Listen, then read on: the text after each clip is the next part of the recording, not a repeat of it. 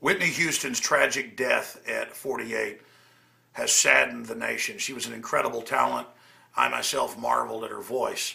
And to watch her degeneration in the last 15 years or so with her cohort was very, very saddening as well. But as soon as I heard that she had died Saturday evening, I was working up at the office and I told Aaron Dykes, I said, watch, it's going to be prescription drugs. Now, how did I know that? And they've now admitted that, Xanax and others.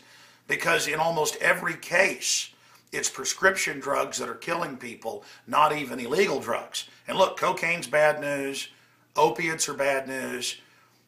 But if you look at the statistics, they vary year to year in the United States alone. It's well over, on average, 150 plus thousand people that die from over-the-counter and prescription drugs.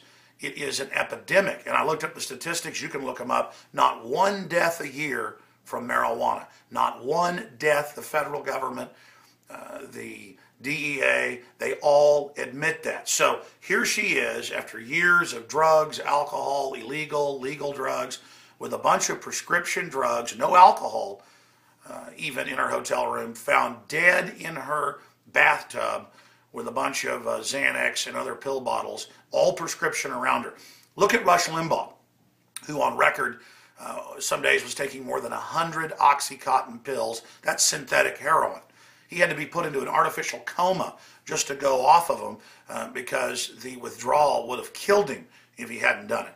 And Limbaugh, of course, supports mandatory sentencing for people caught with heroin, opium, or cocaine. Third sentence, he wants life in prison on record. But then you've got all these other people pill popping, all these other deadly drugs that kill a lot more people than illegal drugs. So go look up the numbers for yourself. But here it is, Whitney Houston surviving the cocaine, all of it. And then a lot of times when you get off the illegal drugs, the doctors, just like with Michael Jackson, start putting you on all these synthetic opiates. How did they develop heroin?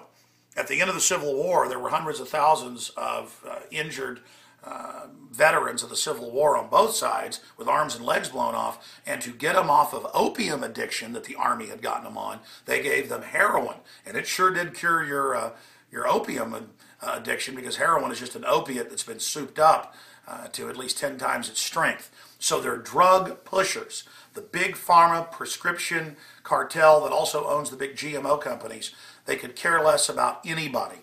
And they know that their stuff's poison. So I wanted to show you a couple of these articles right here. Here it is, Fox News, the Associated Press is also reporting it. Prescription drugs found in Whitney Houston's hotel room, report says. And then you read in here, it was Xanax, you name it, no alcohol found. Now again, these statistics vary. Some statistics show over 300,000 people dying from drug interactions, and over 100,000 of those from opiates and other synthetic drugs that have similar effects. But here's a Natural News article, and it's got links to all the statistics at the bottom. Statistics prove prescription drugs are 16,400 times more deadly than terrorists.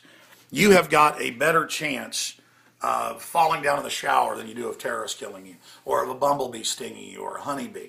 And you're 16,400 times, that's even the Scientific American magazine breakdown, to die from prescription drug interactions than you are from terrorists. But our whole way of life is being overthrown in this fake drug war, which is really just meant to keep up the price of illegal drugs, and the big banks are laundering the money.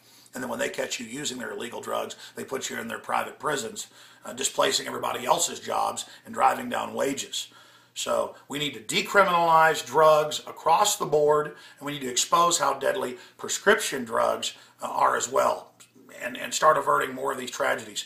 In areas of Europe where they've decriminalized drugs, and where they've also put out the information publicly that prescription drugs are so deadly, in some countries like Portugal, they've seen a reduction in drug use of 50%. On average, it's around 30%. Go look it up for yourself. Decriminalize the drugs. That's what's destroying Mexico, is the black market. Decriminalize them there. And educate people. It's like Elvis. He had a DEA badge. He hung out with, President Nixon and people, and was all anti-illegal drug and said throw people in jail. But he took an entire envelope of injections and pills twice a day he called an attack. And it was all, again, synthetic drugs that blew away street drugs. And he thought that was okay because it wasn't illegal. It's a fraud. And it's the type of stuff that got Elvis killed and Whitney Houston killed. We'll be covering it on the radio today, 4 p.m. Central Standard Time at Infowars.com. And back tomorrow on the radio, 11 a.m. Central. God bless.